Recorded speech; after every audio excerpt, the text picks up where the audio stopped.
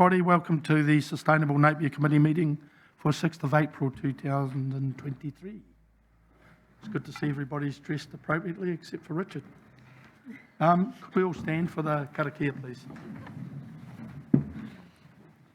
Tu taua mai ronga, tu taua mai raro, tu taua mai roto, tu taua mai waho, kia tau mai te mauri tū, te mauri ora, ki te katoa, hone, huie, āie.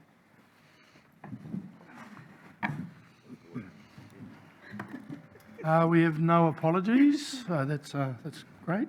Do we have any conflicts of interest? No conflicts of interest. There's no public forums. Any announcements by the Mayor? Look, just to acknowledge that, of course, today we have the Black and White fundraising event going on, and I think Richard is actually dressed entirely appropriately, considering that we do have this fundraising event. It's great to see everybody in their black and white, and just acknowledging that, you know, we've had incredible support from all around the country with regards to our cyclone recovery, and good to have another initiative underway. Thank you. I'll apologise, Richard. All in jest. He did ask me to mention him. Apart from that, I have no announcements. Is there any notification of minor matters not on the agenda? No. Announcements by management. Russell. Yes. Good morning. So thank you. Excuse me. I'd like to just notify the council that we've managed to get the milli screens up and running at the wastewater treatment plant. We've been testing and operating for the last 24 hours, so it's quite a milestone moment for the team. So, no, well done. Good work. Well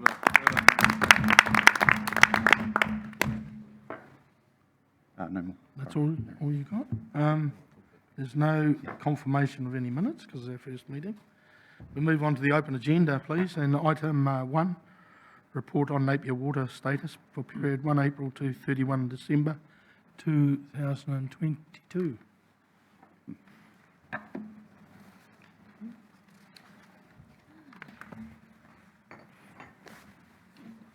Kia ora. Anjay's on annual leave at the moment, so his report was for the 26th of February, which obviously was slightly delayed. I thought he looked different. More handsome, I hope. I recommend just to receive the report as read with a couple of exceptions. Under C1 and A1, it says both remain operable, but A1 was inundated during the flooding in Awatoto, so currently not operable due to the electrical control system being flooded. And the other one, the chlorine contact time exemption application. So Te Mata Arawai had indicated that... Just a bit closer to your mic, please. Yeah. Te Mata Arawai had indicated that we could apply for an exemption from the bacterial to achieve bacterial compliance without the 30 minutes CT as part of the drinking water rules, but they haven't officially replied, but they have communicated that they won't actually be accepting any or endorsing any exemptions to that rule. So, that was. Can you just clarify what you did? So with the chlorine contact time, you have to achieve 30 minutes at 1 gram per cubic metre or equivalent to achieve the bacterial compliance for the water supply. So because many of our bores in Taradale feed directly into the network, they don't have that contact time with the chlorine prior to coming into people's households. Thank you. And that was all.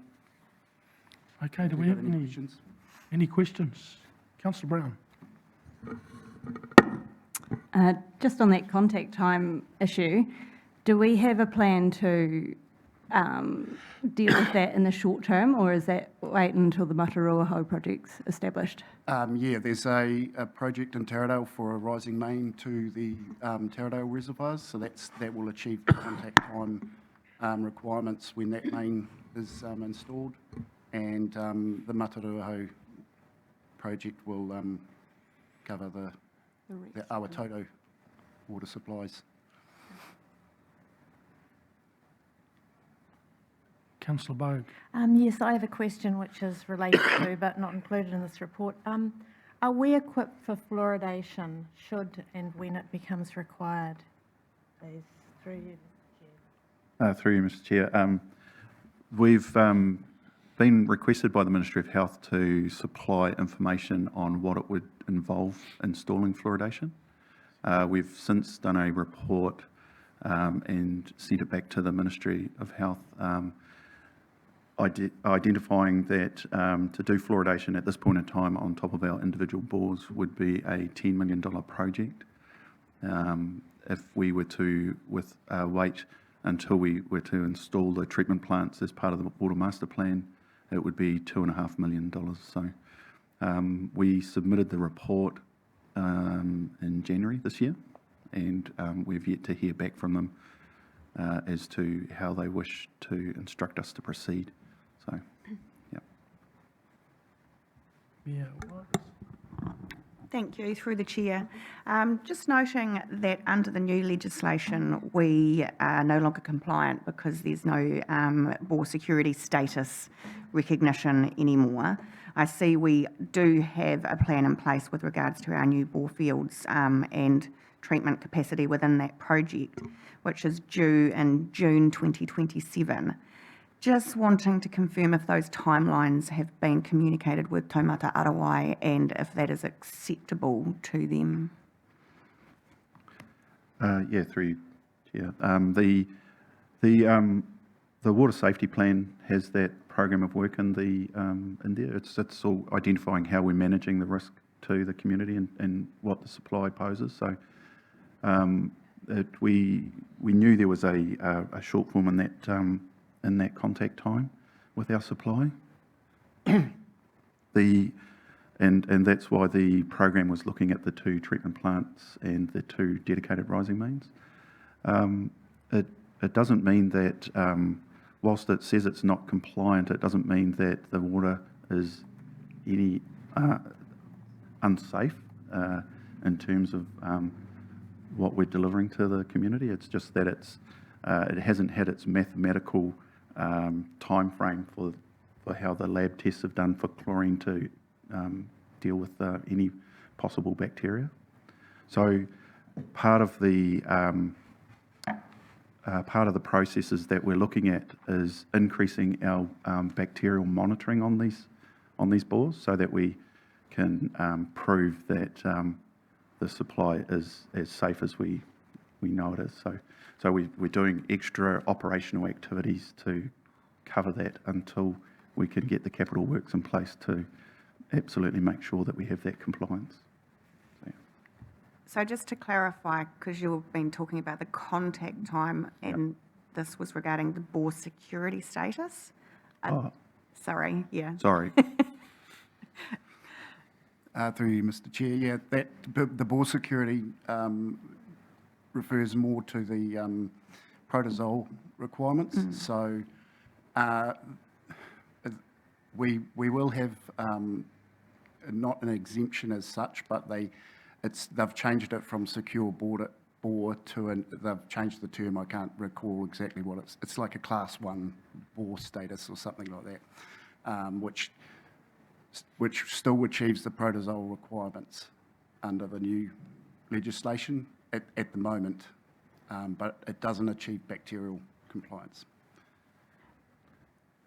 Through the chair, so will we be compliant or not? I believe we'll be compliant with the protozole requirements under the class 1 security, but our safe drinking water safety plan also identifies the need to have UV treatment in the future, so that has been identified. Thank you. And just one further question through the chair. Just referring back to that June 2027 timeline, and just have we actually communicated that to Taumata Arawai and they are happy with that timeline? Through you, Mr. Chair, yes. Thank you very much. Mayor Brosnan. Thank you. Through the chair, just a question around the suite of legislation indications that came out last year, those legislative documents. Was there any further guidance on chlorine exemptions from whole networks provided as part of that? Through you, Mr. Chair. Currently, Taumata Arawai is currently processing quite a few applications for exemptions, but the indications, like that, it's not obviously official, but the indications are they are not accepting any. Yeah, so through you, Mr. Chair, I'm just trying to understand, my understanding of the landscape in the space is that we don't have guidance yet on what a chlorine-free network would be considered in terms of a set of standards or anything from Taumata Arawai around how to achieve a chlorine-free network. I suppose I'm asking if there's been any movement in that since their suite of legislation at the end of last year, if there's been any further guidance released. You mentioned people are making applications, but my understanding is there even an application process to be made yet? Yeah, sorry, maybe I can answer that through your chair. That is correct. Yeah, the application process is as it's written in the legislation that you can apply, but there's no guidance coming from Taumata Arawai as to what a complying system might look like and what it needs to address. But it's more, yeah. So no guidance as such. So No further guidance being no. released? Okay, thank you. Thank you. Through the chair, could I just request that we actually have an action out of this meeting to write to Taumata Arawai and ask them when they are intending to release some guidance on chlorine-free network exemptions? Absolutely. Thank you. Okay. Might be a while coming. Okay, any other questions? Right, do I have a mover for this paper, please? Councillor Brown, and seconded by Councillor Crystal. Do you wish to speak on it? No, just good to get the information. Thank you.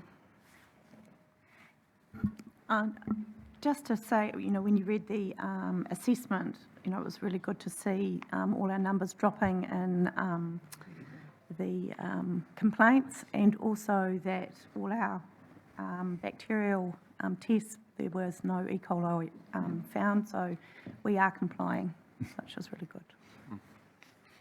Any other comments? Okay, put all of those in favour of the officer's recommendation, please say aye.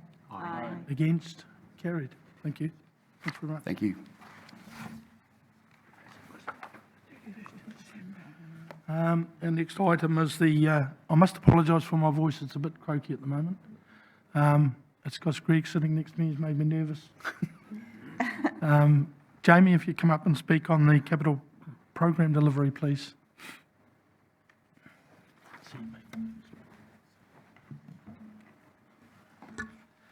Yes, kia ora, everybody. I'll take the report as read, but just note a couple of points. So this is the first Sustainable Napier meeting, I think, since about the 28th of the 7th. That's because of elections and cyclones and bits and pieces. So this report's a wee bit of a catch-up. There's quite a few tenders you'll see in there that have gone through the various phases. So yeah, just draw that to your attention. Capital program spend is slightly ahead up to March, so it's sitting at 32.7 million versus 29.3 million budget, so it's about 3.4 million ahead. And if we take the gradient of that spend, that says we'll probably likely hit about 50 million at the end of the year, so it's just a wee bit behind the current budget at 66. In the report there's a bit of commentary about the project management development work. So that was to be reported back to officers on the week of the cyclone, so unfortunately that's another casualty of the cyclone. So that work will be rescheduled in some form at a later date.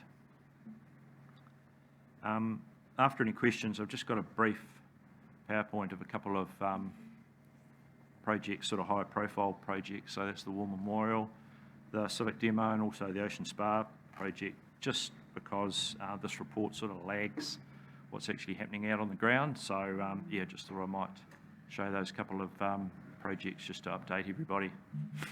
So yeah, just wondering if there's any questions. Councillor Crown. Thank you, through the chair. Kia ora, Jamie.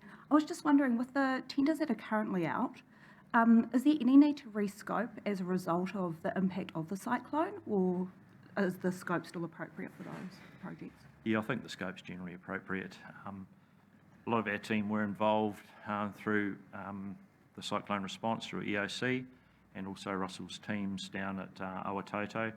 But a big chunk of council was still doing BAU, and yeah, that was mainly in my team. So yeah, we're just tracking on as normal. Great, thank you. Any other? Yeah, well. Thank you, through the chair. And Jamie, just a couple of questions about some specific projects. The Puketitari road safety improvements, I note that there's currently non-alignment between ourselves and the developers with regards to the stormwater solution. Are we confident that we're going to be able to come to a resolution there? I'd like to say yes. I don't know the detail there, sorry. I can report back at another meeting or send an email around to people. I don't know the detail on that, sorry. Okay. Perhaps just report back at the next meeting will be fine, I think. Thank you. And then again, the Veronica Sun Bay project, which I note there is some delays with that being such a public space which is well used by our community, are there any safety issues with regards to the remediation work that's required there? Yeah, potentially. There were some comments about some spalling on the concrete. I think that's been investigated and hasn't been be deemed as concerning as it could have been. Yeah, there have been a few delays on that project. We've had a few changes in personnel. It is progressing, but yeah, I can investigate that further if you like. Great, thank you. I guess it's just being conscious that it is a well-used space, and if we did feel we needed to close off community access for safety reasons, that needs to be top of mind. Yeah, Yep, sure. great. Thank you very much. Would you like a report back to council on that? Or? I think that would be good if we could just have some confirmation that we're confident it's not a public safety risk. And yeah, thank you. Okay, thank you. Councillor Bogue. Yes, through you, Mr. Chair. With regards to the War Memorial, as it's listed on the report, the finances are got an amber light, and I assume this is going to possibly be covered in your later report, but I just wondered what the reason for the amber status was. Yeah, so we use those traffic lights, if you like, just as a quick reference of what's going on. And the project manager on this project has flagged the financial side of things. So there has been a flagging of costs with respect to that project. And I know that the PM is going to be reporting back to, I think, the CE in a couple of weeks' time on those expenses. I had a brief chat to the project manager the other day, and he gave the indication that I think there was an initial budget set and final designs hadn't been confirmed. So I think it's not a cost overrun, it's just the fact that the budget wasn't appropriate for the scope of works that's actually been required.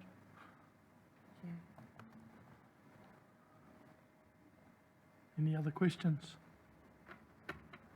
That was well answered, Jamie. Difficult, yeah. Do I have a mover for the... I've just got a couple of photos. Oh, sorry, Right? yeah. Yep. So I haven't built it up more than it turns out to be. So it's just a recent photo down at the War Memorial. So you can see they've got the bulk of the foundation works completed and starting to erect the structural steel and starting to work on the roof framing. There was a public open day held last Saturday, which I understand was very successful. Just a point there that the function that was to be held down there is now going to be held elsewhere, and that the project completion is being targeted at about June 2023, sorry.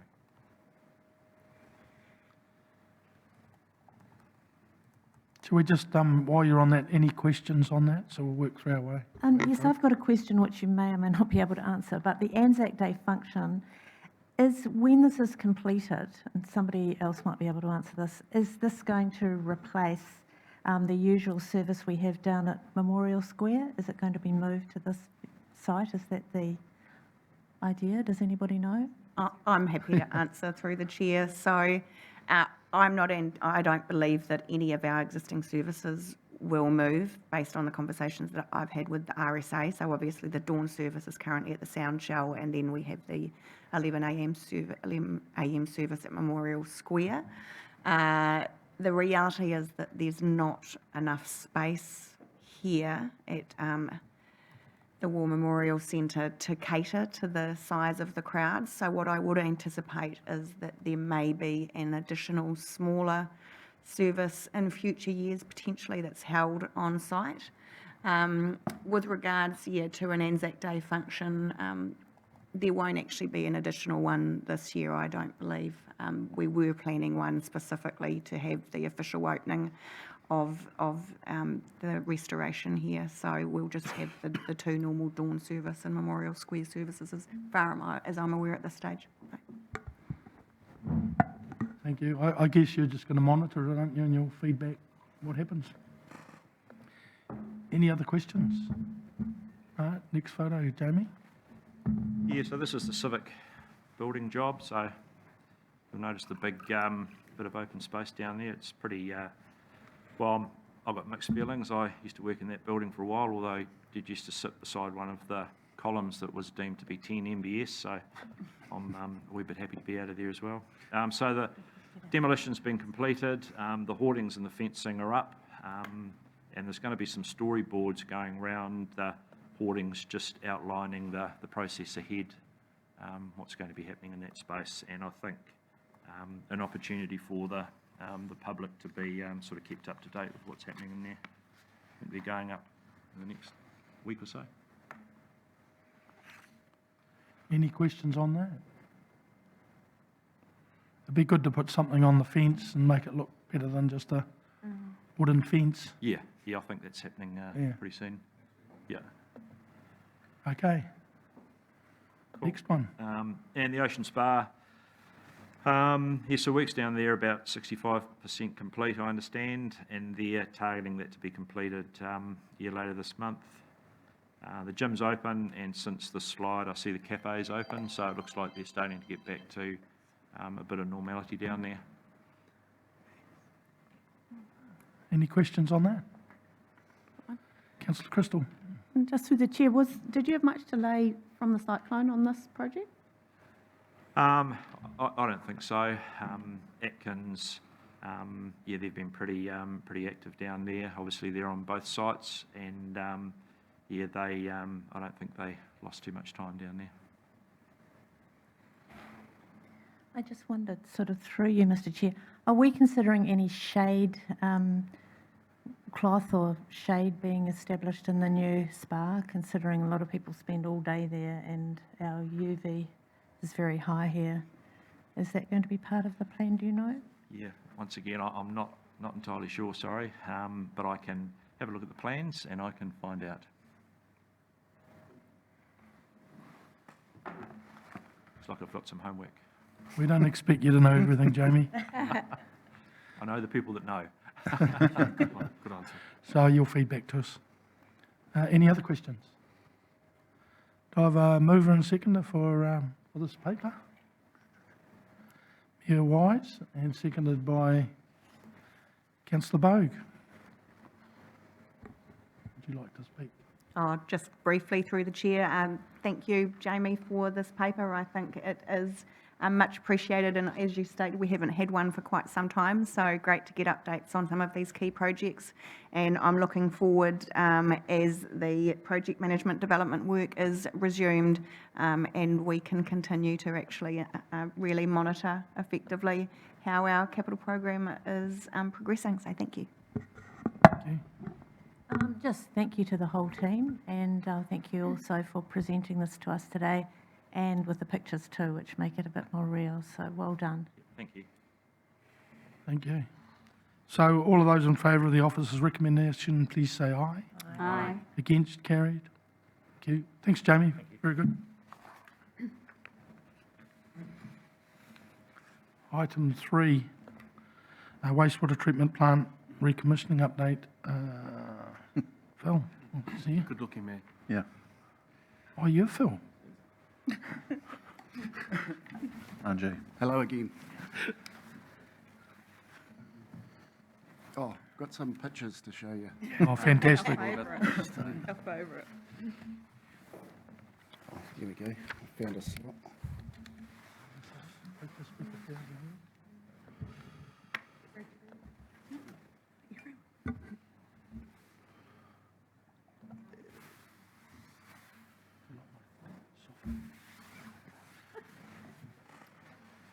So yeah, I'll request that you take the report as read. The recovery plan outline is just a rough overview of the project. As Russell stole my thunder there with the news that the phase 1 recommissioning is complete, and we are screening and pumping to the outfall now. And I'll show you some pictures. Feel free to ask questions as I go. So we've got a few before and after pictures. This is aerial view just after the floodwaters had receded.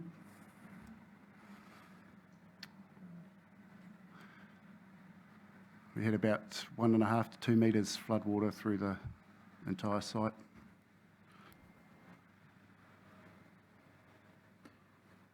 As you can see there against the shed, that's a shipping container that floated down from Byerich, I believe, or Yeah. about a kilometre up the road.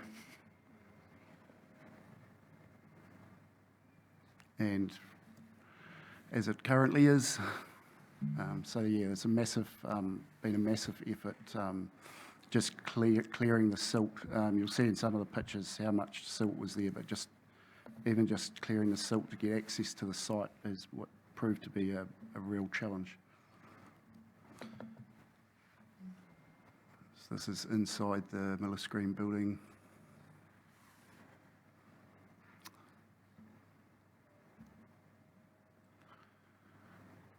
How it currently is. So yeah, it was up, I think, the second step above the landing, the bottom landing.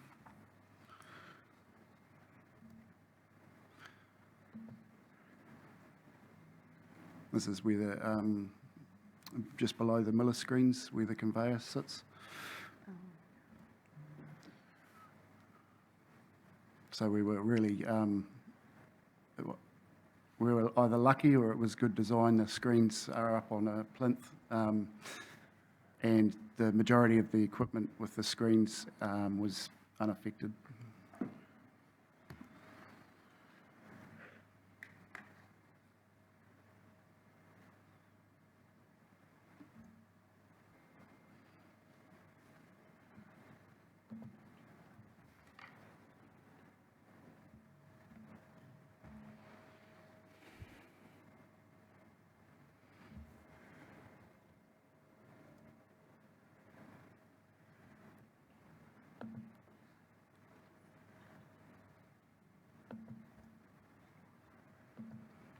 This is the BTF pump station. So that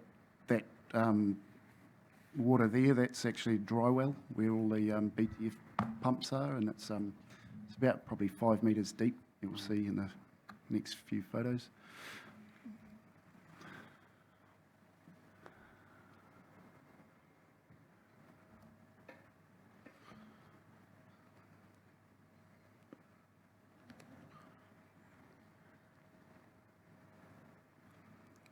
those pumps are submersible pumps mounted in the dry well, so we're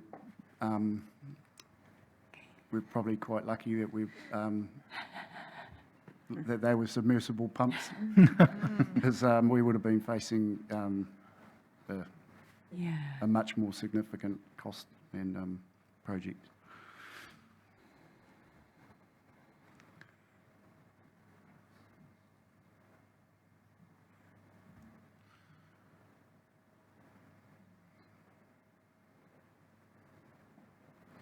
Picture of the Ruakahore channel. So we are currently, our process is flowing back through there.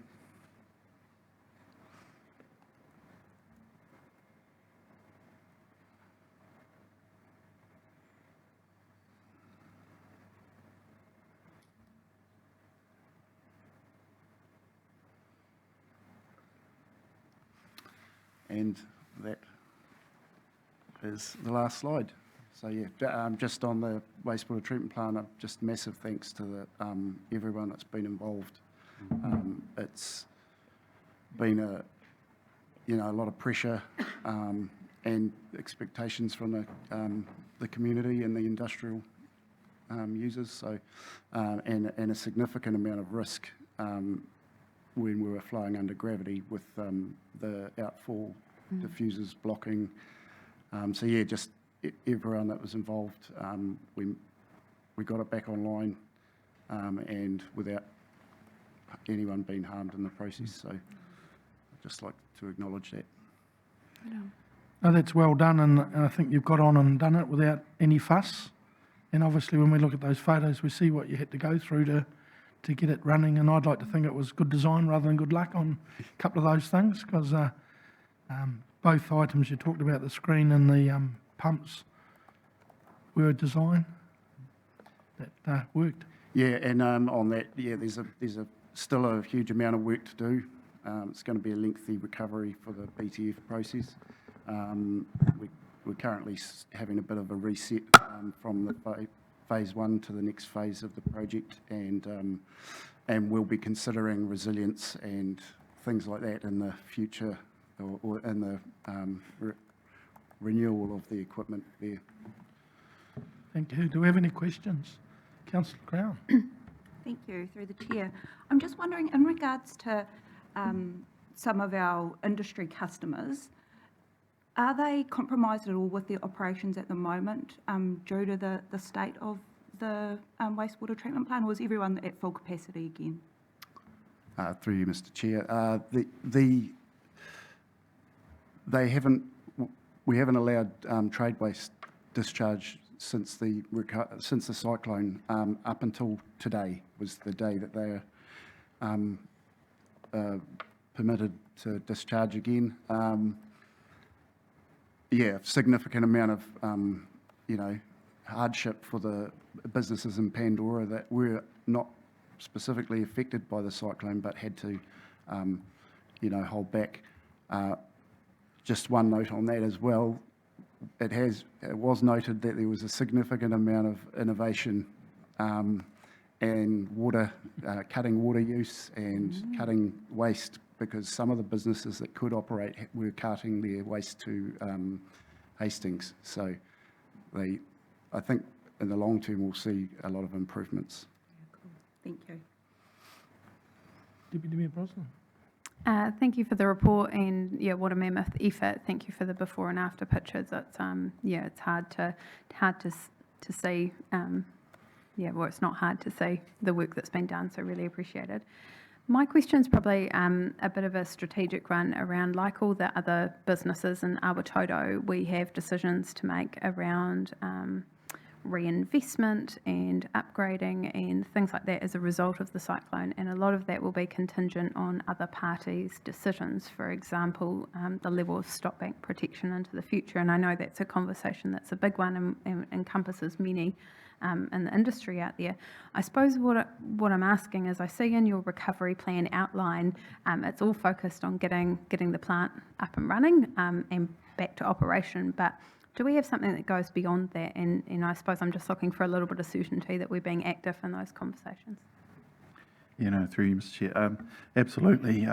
and that's part of the conversations that we're having in our recovery space and our regional response. So with Richard and his team that he's pulling together for the recovery, we're looking at those areas of resilience. I know, it's definitely looking at particularly the industrial area, what we need to do to protect that, and provide that level of service for an industrial area. So